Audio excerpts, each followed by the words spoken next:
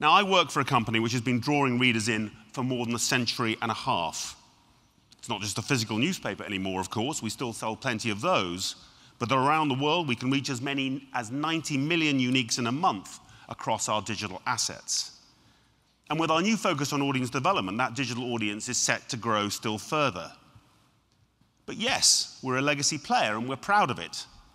And here are some of the other old folks. There they are, great brands. Not quite the New York Times, mind you, but nothing wrong with them.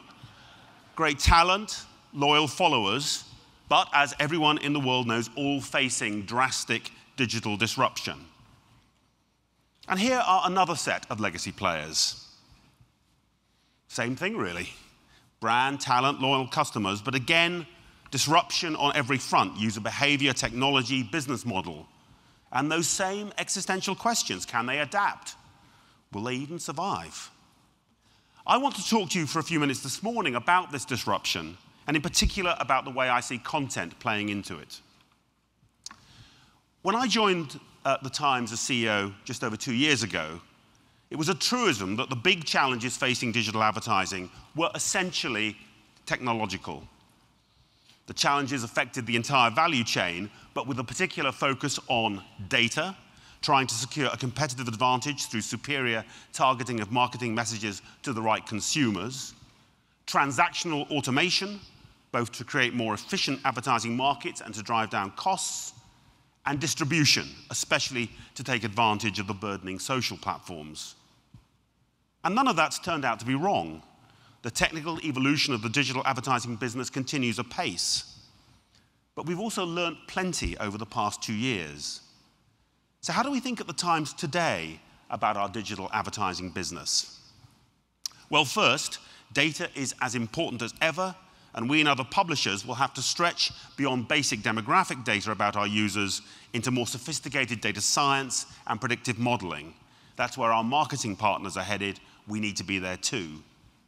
Second, everything that can be transacted and delivered by machine will be.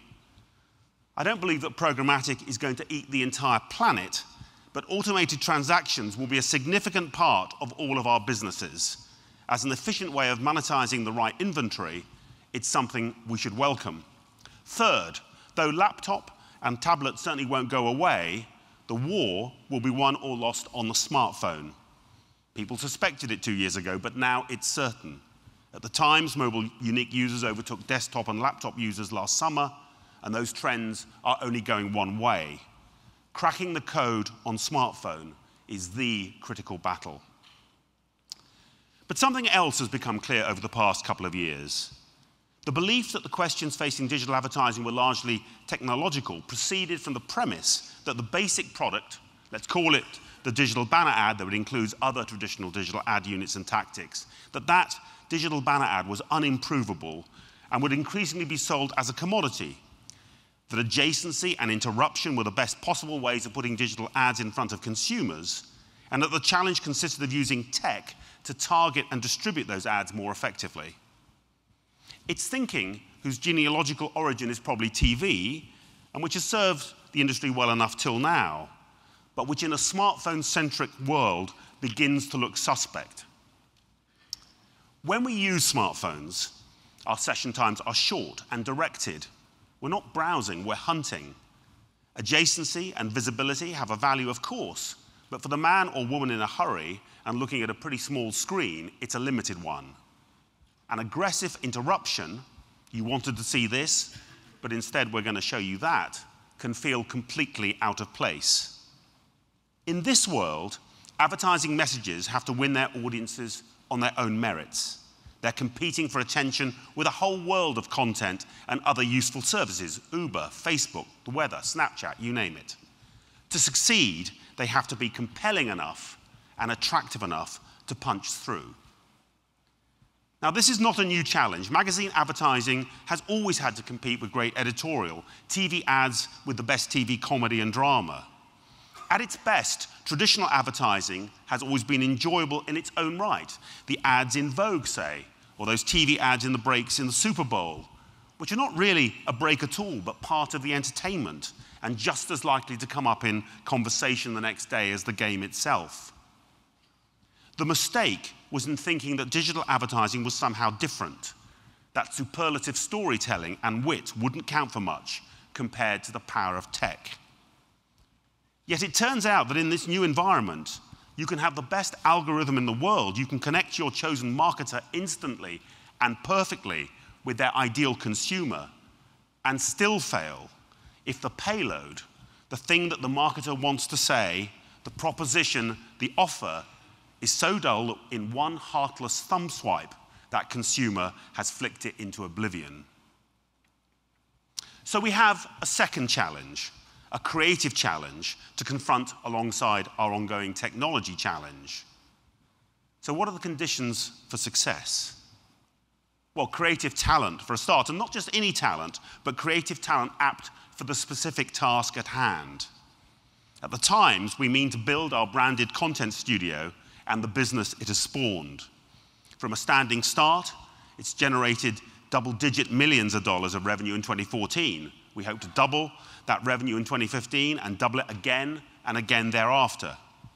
We want to use paid posts and other opportunities to help advertising partners propagate their brands and stories more widely and more efficiently across the whole social web, and to use our brand and URLs to help them to do so.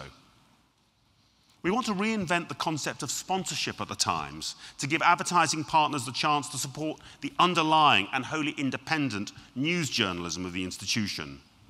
Not to influence it in any way, but to associate themselves with it with messages that carry on and off platform, from web to smartphone to tablet. We want to build out the opportunities for advertisers to get their messages across and synergize between many platforms: print, web, mobile, live events. This ambition is behind our recently announced collaboration with Tina Brown's Women in the World, a unique chance to support a unique talent and broaden the range of solutions that she and we can offer to our commercial partners. And all of these things call for a multiplicity of creative talent: journalists, editors, videographers, graphic designers, illustrators, event producers. Next, brand, reputation, trust, and a daunting expectation, never to be taken for granted, let alone forgotten, of an unstinting commitment to quality. We have those things, and we're determined never to do anything to undermine them. Truthful, insightful, fearless journalism is what we stand for first and foremost. That's why we took such care with the introduction of paid posts. That's why we will take such care in our new approach to sponsorship and everything else we do in digital advertising. Bring that talent together with the brand and the trust, and we believe we can deliver the engagement on which success depends in the new smartphone-dominated digital world we're all entering. Longevity and reputation alone do not guarantee engagement. Take BuzzFeed, which I think we could fairly describe as one of the digital publishing upstarts. Now, people sometimes dismiss BuzzFeed as nothing more than the home of cat videos. Totally unfair, by the way. They make videos about other animals too. But BuzzFeed's relentless focus on engagement means they do better in grabbing attention than many older media players. They beat the Huffington Post comfortably, and the Washington Post as well. The Wall Street Journal, about 2x. The BBC, my old employer, the same. The New Yorker, more than 3x. The Guardian, The Economist, 4x, and so on. In fact, only 3 traditional news providers, all of them with extensive video assets, do better: Fox News, CNN, and NBC. Oh, and the New York Times, I mustn't forget that. At the Times, we believe that the best path to the deepest user engagement is great journalism and great written and visual storytelling. It happens to be our mission, but it's also the reason why the Times remains so salient and so attractive to advertisers in this disrupted media environment.